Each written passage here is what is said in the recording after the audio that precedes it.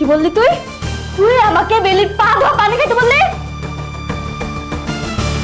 Hello guys, কি অবস্থা সবার? অবশেষে আপলোড করে দেওয়া হলো 200 দিনের সংসার নাটকের 8 নম্বর পর্ব।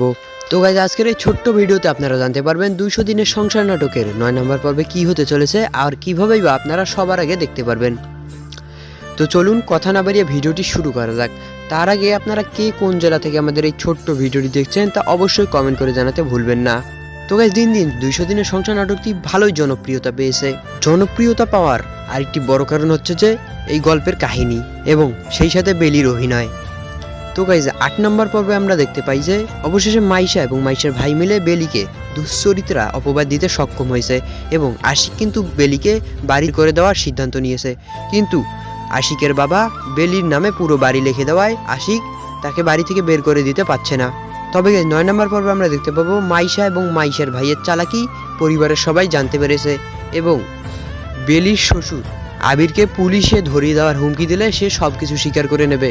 সেই সাথে আশিক এবং মাইশের মধ্যে ঝগড়া বাঁধবে। তো গাইজ, আপনারা যদি এই ছোট্ট ভিডিওতে মাত্র 5000 লাইক এবং 2000 কমেন্ট পূর্ণ করে দিতে পারেন তাহলে আমরা অতি শীঘ্রই 200 দিনের সংসার নাটকের 9 নম্বর পর্বটি নিয়ে আসবো। এতক্ষণ আমাদের সাথে থাকার জন্য অসংখ্য ধন্যবাদ। আর এরকম নাটকের আপডেট পেতে আমাদের চ্যানেলটিকে অবশ্যই সাবস্ক্রাইব করতে ভুলবেন না। ধন্যবাদ।